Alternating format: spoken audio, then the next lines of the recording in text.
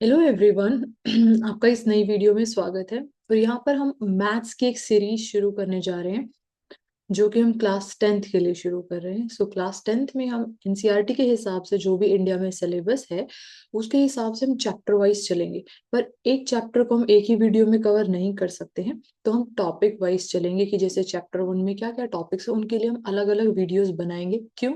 ताकि इजी रहे उस कॉन्सेप्ट को बिल्कुल बेसिक लेवल से समझना और उसका इम्प्लीमेंटेशन। क्योंकि कई बार क्या होता है ना कि जल्दी जल्दी के चक्कर में उसका एग्जैक्ट जो एसेंस है ना वो हम समझ ही नहीं पाते। Maths is so easy, very very easy. तो आज हम शुरू कर रहे हैं चैप्टर 1। और चैप्टर 1 का जो हमारा पहला टॉपिक है, मैं सिर्फ एनसीईआरटी बुक को फॉलो करी क्योंकि मुझे पता है उससे बाहर कुछ नहीं होता। कॉन्सेप्ट हमेशा सेम ही रहते हैं, बस क्या होता है कि आप क्या बोर्ड फॉलो कर रहे हो उसके हिसाब से जो क्वेश्चन का डिफिकल्टी लेवल है वो वेरी करता है। तो उसकी आपको चिंता करने की जरूरत नहीं है। एक बार आपका कॉन्सेप्ट क्लियर है, आपको बेसिक्स पता है, आप उसको इजिली इंप्लीमेंट कर सकते हैं। तो स्टार्ट करें। तो हमारा फर्स्ट है, चैप्टर का नाम है रियल नंबर्स। और रियल नंबर्स में जो हमारा फर्स्ट टॉपिक रहेगा उसका मैं नाम अभी नहीं बताऊंगी क्योंकि कुछ चीजें हैं जो मैं पहले आपको बताना चाहती हूँ। उसके हिसाब से हम देखते हैं कि हम क्या समझे, उस हिसाब से हम देखते हैं कि आज के टॉपिक का नाम क्या था। Okay, so let's get started then.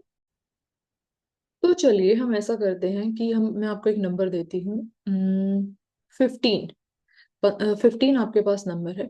आप इसको किन्हीं दो नंबर के मल्टीप्लिकेशन के तौर पे कैसे लिख सकते हो कि आप ऐसे कैसे एक्सप्रेस एक्सप्रेस एक्सप्रेस कर सकते हो कि दो नंबर हैं, आप उनको मल्टीप्लाई करो और जो उनका प्रोडक्ट है वो 15 है। तो ये आपके लिए एक क्वेश्चन है। क्विकली इसके बारे में सोचें कि आप इसको कैसे करेंगे। Very easy, it is very very easy. Any ideas? सोचें इसके बारे में जल्दी। ओके, सो इसको हम सबसे इजी तरीके से हम क्या लिख सकते हैं, 5 into 3। Yes, because 5 into 3 is, oh my gosh, 5 into 3 is 50। So I mean to say here कि 15 को आप 5 into 3 भी लिख सकते हो। ओके चलो, ये तो बहुत ही इजी था। Let me give you another challenge. इसमें अभी आपको लिखना है 24 को। 24 को आप कैसे लिख सकते हो? इसके बहुत सारे तरीके हो सकते हैं। मैं आपको एक बात यही बोलूं कि कभी भी एक ही प्रोसेस ठीक नहीं होता है। फिर ये नहीं कि एक किसी भी चीज को सॉल्व करने का एक ही तरीका होता है, नहीं। बहुत सारे तरीके हो सकते हैं, आपको हमेशा वो चूज करना है जो आपके लिए कंफर्टेबल है। तो इसका सबसे इजी क्या हो सकता है, आप इसको बोल सकते हो 12 into 2। पर अगेन जरूरी नहीं है सिर्फ यही हो। और क्या हो सकता है, 6 into 4 हो सकता है। जरूरी नहीं है सिर्फ यही है। 8 into 3 हो सकता है। करेक्ट। तो इस तरीके से बहुत सारे ऑप्शंस हो सकते हैं। तो जैसे कि हम चूज कर लेते हैं, लेट्स से कि हमने 6 into 4 को चूज कर लिया। पर हमें पता है कि हम 6 को भी फर्दर लिख सकते हैं आगे। 6 को आप फर्दर कैसे लिख सकते हो? 6 को आप लिख सकते हो 2 times 3। Okay, multiplication as it is. और 4 को आप कैसे लिख सकते हो? आप लिख सकते हो 2 times 2। अब क्या आपको लगता है कि आप इन इसको आगे फर्दर किसी भी और नंबर को और आप छोटे नंबर्स में ब्रेक डाउन कर सकते हो? आपको लगता है ऐसा कर सकते हैं? नहीं कर सकते, क्योंकि आगे नहीं जा सकते हम। ये इसका हमने क्या किया है, यहाँ पे हमने एक नंबर लिया, उसको हमने ब्रेक डाउन कर दिया सबसे छोटे से छोटे नंबर में। कि अगर आप बिल्कुल सबसे छोटे नंबर यूज करो जो आगे फर्दर ब्रेक डाउन नहीं हो सकते, तो आप उसको कैसे लिखोगे? तो आप इसको ऐसे लिख रहे हो। तो यहाँ पे आपने ये क्या कर दिया है, आपने 24 को फैक्टराइज कर दिया है। फैक्टराइज कर दिया है आपने इसको। इसको हम बोलते हैं फैक्टराइजेशन। तो अभी हम क्या करते हैं, एक और नंबर लेते हैं। आपको जैसे कि करना है 42। 42 को हम कैसे लिख सकते हैं? बहुत सारे तरीके हो सकते हैं। मैं हमेशा छोटे से छोटे नंबर से ब्रेक डाउन करने की कोशिश करती हूँ, जैसे कि 6 into 7 हो सकता है। 6 को आप फर्दर अगर आप ब्रेक डाउन करोगे तो वो 2 into 3 रहेगा। और 7 एज इट इज, बिकॉज 7 को आप फर्दर ब्रेक डाउन नहीं कर सकते। तो यहाँ पे क्या किया आपने, 42 को फैक्टराइज कर दिया 2 times 3 times 7। ये इसका फैक्टराइजेशन है। ये किसका फैक्टराइजेशन है? ये 42 का है। अभी आप बिल्कुल सोच रहे होंगे कि मैं क्या सिखाने की कोशिश कर रही हूँ, पर उससे पहले आपको एक और फैक्टराइज करना, आपको 32 को फैक्टराइज करना है। लेट्स सी कि आप 32 को फैक्टराइज कैसे करेंगे। 32 को जब आप फैक्टराइज करोगे तो आप इसको बोल सकते हो 8 times 4। अगेन मैं आपको बोल रही हूँ कि जरूरी नहीं कि अगर आपके दिमाग में 8 टाइम्स 4 नहीं आया तो वो गलत है, नहीं। बहुत सारे हो सकते हैं, 2 टाइम्स 16 हो सकता है, बहुत सारे तरीके हो सकते हैं, मैं आपको बार बार बता रही हूँ, बस आपको पता होना चाहिए कि आगे क्या करना है। ठीक है, 8 टाइम्स 4 ले लिया या फिर आपने 16 टाइम्स 2 ले लिया, बस आपको पता है ना कि अब आपको आगे क्या करना है, उसको फर्दर ब्रेक डाउन करना है ना। 8 को आप कैसे कर सकते हो, 2 इंटू 4 कर सकते हो, और अगेन 4 को आप कैसे करोगे, 2 इंटू 2 करोगे। पर यहाँ पे आपको दिख रहा है कि आप 4 को फिर से ब्रेक डाउन कर सकते हो 2 इंटू 2, और रेस्ट ऑफ द थिंग्स आप ऐसे के ऐसे लिख दोगे। यहाँ पे भी तो सेम वही करना है, आप इसको ब्रेक डाउन करोगे 2 इंटू 8 में, और वो 2 एज इट इज। अब फिर से आप 8 को ब्रेक डाउन करोगे किसमें, 2 इंटू 4 में, अगेन पीछे वाले को आप यूं का यूं चिपका दो। और यहाँ पे फिर से आप 4 को ब्रेक डाउन करोगे 2 इंटू 2 एंड 2। तो यहाँ पे अगर आप देखो अल्टीमेटली आंसर तो हमारा सेम ही है ना। आपने क्या किया, आपने 32 को ब्रेक डाउन किया, इस तरीके से उसको फैक्टराइज किया। पर अगर आप दोनों जगह पे देखो, आपने 32 को कैसे लिखा, 32 को आप लिख पा रहे हो, दो ए 2 is getting multiplied with it self 5 times, है ना। तो जब कोई भी एक नंबर रिपीटेडली अपने आप से ही मल्टीप्लाई होता है, तो आप उसको एक्सपोनेंट और पावर की फॉर्म में लिखते हो। अगर आपको ये नहीं पता है तो कोई बात नहीं, इसके बारे में भी हम बात कर सकते हैं। तो हमने यहाँ पे क्या किया, इसी को सिंप्लीफाइड वर्जन में लिखा है। इसको हमने सिंप्लीफाइड वर्जन में क्यों लिखा है, ताकि आपको बार बार काउंट ना करना पड़े कि दो कितनी बार मल्टीप्लाई हो रहा है यहाँ पे। समझे, तो इसका मतलब क्या है कि जैसे हम पिछले क्वेश्चंस पे बैकवर्ड जाते हैं, यहाँ पे अगर हम देखें तो कोई भी एक नंबर अपने आप से दोबारा मल्टीप्लाई नहीं हो रहा, तो यहाँ पे रिपीटेड मल्टीप्लिकेशन नहीं है, तो आप इसको ऐसे के ऐसे ही रख सकते हो। अगर यहाँ पे देखो तो आपको लग रहा है कि कोई नंबर रिपीटेडली मल्टीप्लाई हो रहा है, हाँ हो रहा है, वो कौन सा नंबर है, 2। सो जो 2 है वो कितनी बार मल्टीप्लाई हो रहा है खुद से, 3 टाइम्स। सो 2 मल्टीप्लाई हो रहा है कितनी बार, 3 टाइम्स। और 3 एक बार ही है, तो आप इसको ऐसे लिख सकते हो। तो आपने ये क्या किया है कि आपने इसके जो फैक्टराइजेशन है उसको और ज्यादा सिंप्लीफाइड तरीके से लिख दिया। ये कोई रूल रेगुलेशन कुछ नहीं है, ये क्या है, ये हमारे कन्वीनियंस के लिए है, ताकि वो चीज देखने में हमें आसानी हो, हमें पढ़ने में आसानी हो। करेक्ट। तो जैसे कि अगर मैं रैंडमली लिख दे रही हूँ कि आपके पास फैक्टराइज्ड वर्जन दिया है किसी नंबर का, 2 to the power of 2 and 3 to the power of 2, इसका मतलब क्या है कि जो 2 है वो अपने आप से 2 बार मल्टीप्लाई हो रहा है, और जो 3 है वो भी अपने आप से 2 बार मल्टीप्लाई हो रहा है, क्योंकि ये जो पावर है वो हमें बताती है कि वो जो नंबर है वो रिपीटेडली कितनी बार अपने आप से मल्टीप्लाई हो रहा है। ओके। तो अगर आप इसको सॉल्व करोगे तो वो क्या होगा, 2 2s are 4 times 3 3s are 9, 4 9s are 36। It means ये जो फैक्टराइज्ड था, ये जो फैक्टराइजेशन है वो किसकी है, वो है नंबर 36 की। तो इसका मतलब अब मैं यहाँ पे आपको क्या एक्सप्लेन करने की कोशिश कर रही हूँ, वो हम एक बार इस बारे में बात कर लेते हैं। तो यहाँ पर ना मैं एक बहुत ही सिंपल सा कॉन्सेप्ट आपको बताने की कोशिश कर रही हूँ, जो हम ऑलरेडी अभी तक ऑब्जर्व कर चुके हैं, बट फिर भी उसको अच्छे तरीके से ऑब्जर्व कराने के लिए हम एक दो एग्जाम्पल्स और साथ लेके चलते हैं। उसका मतलब क्या है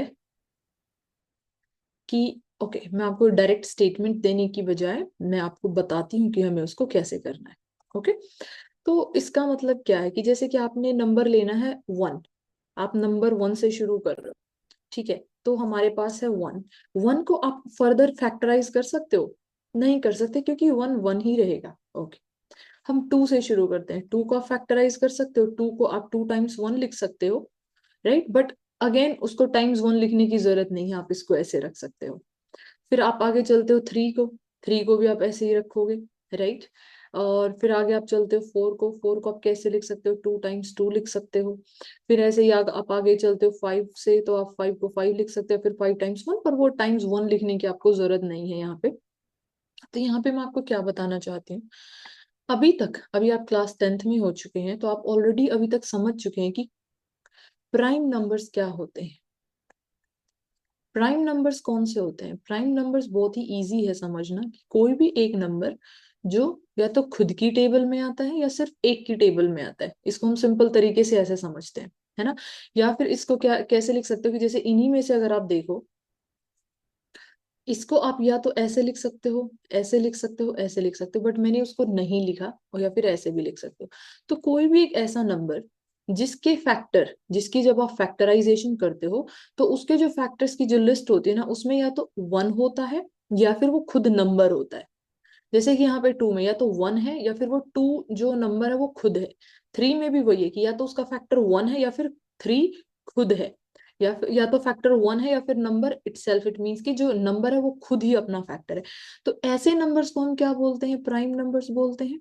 तो यहाँ पे जो 1 2 3 और 5 है उनको हम प्राइम नंबर्स बोलते हैं, पर यहाँ पे हम 1 को प्राइम नहीं बोलेंगे। क्यों? क्योंकि प्राइम नंबर हमेशा क्या कहते हैं कि कोई भी एक नंबर जिसके दो फैक्टर होते हैं, जिसके दो फैक्टर होते हैं। अगर आप 5 को देखो, इसके दो फैक्टर हैं 5 और 1। 3 को देखो, इसके भी दो फैक्टर हैं 3 और 1। 2 को देखो, इसके भी टू फैक्टर्स है 2 और 1। पर 1 में तो आप 1 को ही रिपीट कर रहे हो ना, उसको तो आप ऐसे अलग से फैक्टर कंसिडर नहीं कर सकते। तो यहाँ पे 1 के कितने फैक्टर हैं? एक ही फैक्टर है, द नंबर 1 इटसेल्फ, है ना। तो इसलिए एक को आप कभी पी प्राइम की कैटेगरी में नहीं रखोगे, उसका रीजन मैं आपको बता चुकी हूँ। क्यों? क्योंकि कोई भी एक नंबर वो प्राइम नंबर तभी कहलाता है जब उसके दो फैक्टर होते हैं। दो फैक्टर में क्या क्या होंगे? या तो 1 होगा उसका फैक्टर, या फिर वो जो नंबर है दैट नंबर इटसेल्फ। यही कंडीशन होती है। पर एक के केस में क्या है कि एक का फैक्टर सिर्फ एक ही है, दो फैक्टर नहीं है ना उसके, तो वो प्राइम नंबर नहीं होगा। तो वो प्राइम नंबर नहीं होगा।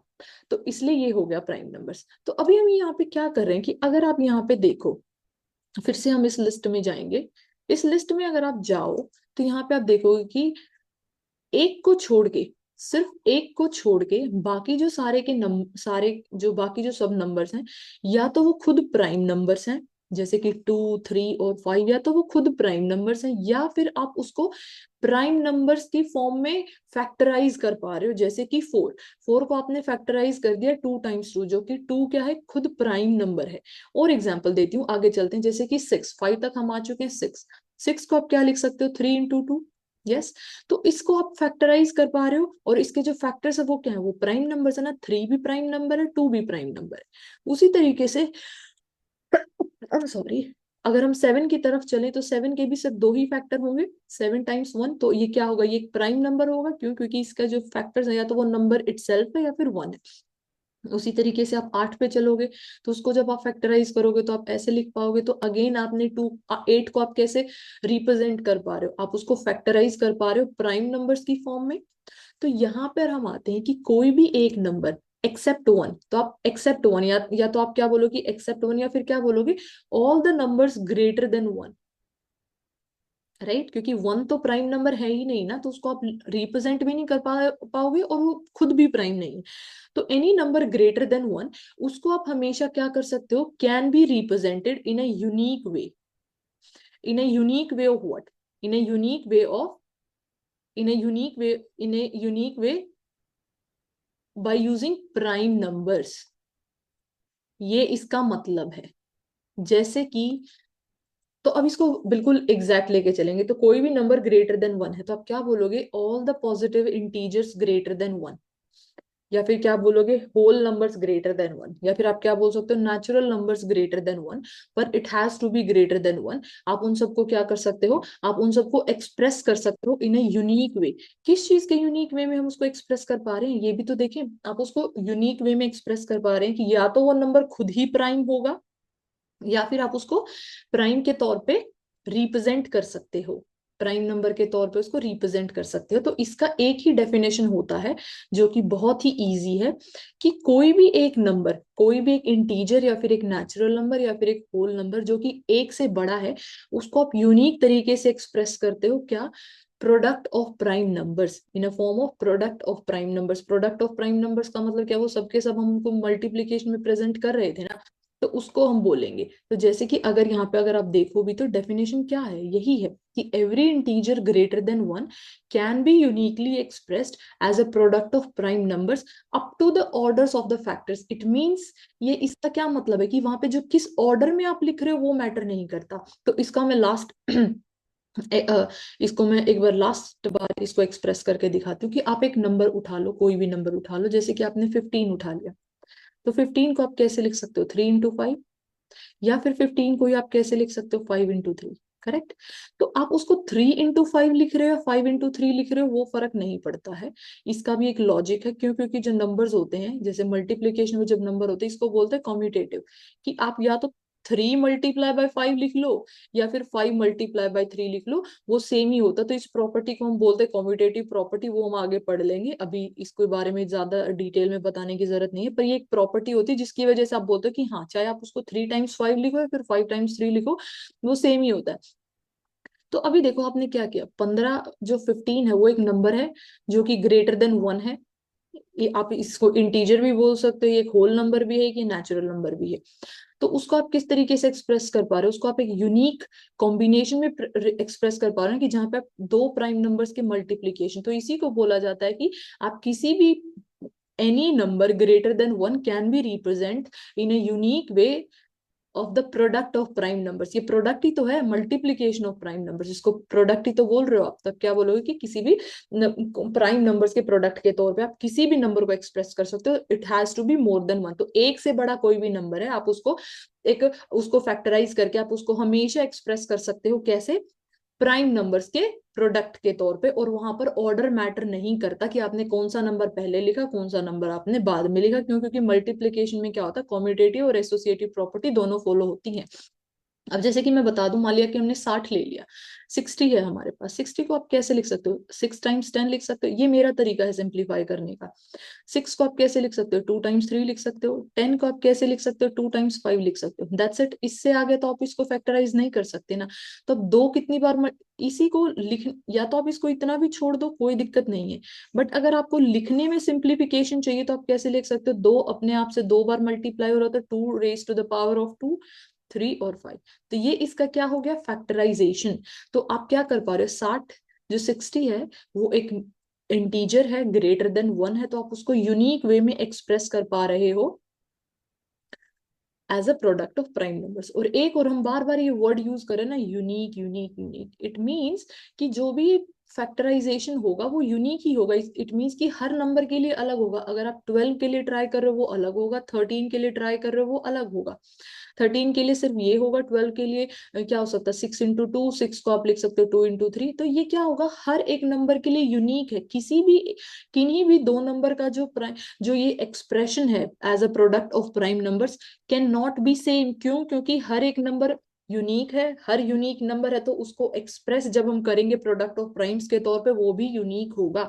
तो इस थ्योरम को हम बोलते हैं फंडामेंटल थ्योरम ऑफ अरिथमेटिक। नाम इतना बड़ा है पर बहुत ही सिंपल है। तो फंडामेंटल थ्योरम ऑफ अरिथमेटिक का मतलब क्या होता है कि भी कोई भी number, any number greater than 1, आप ये बोलो कि एनी नंबर ग्रेटर देन 1, और you can say any integer greater than 1।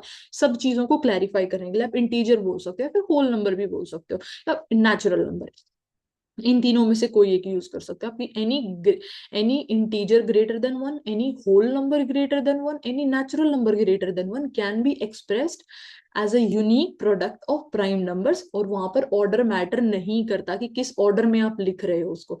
तो इसको हम बोलते हैं फंडामेंटल थ्योरम ऑफ अरिथमेटिक्स। और इसके बहुत ज्यादा यूसेज हैं, और इसके क्या क्या यूसेज हैं उनको हम समझेंगे एग्जाम्पल्स के तौर पर not in this video, in the next video. Okay पर जब तक आपको क्या प्रैक्टिस करना है कि आपको आना चाहिए कि कोई भी एक नंबर आपको दिया है तो आप उसको कैसे एक्सप्रेस कर पाओगे as a product of prime numbers. तो आपके लिए क्वेश्चन है कि आप 45 को कैसे एक्सप्रेस करोगे, 36 को कैसे करोगे, और 72 को। तो नेक्स्ट वीडियो में हम मिलते हैं इसके यूसेज के साथ कि इसको कैसे इंप्लीमेंट करना है। ये तो सिर्फ कॉन्सेप्ट है ना, कि इसका इम्प्लीमेंटेशन क्या होगा वो हम अगली वीडियो में देखेंगे। So thank you so much for joining, follow for more videos, bye.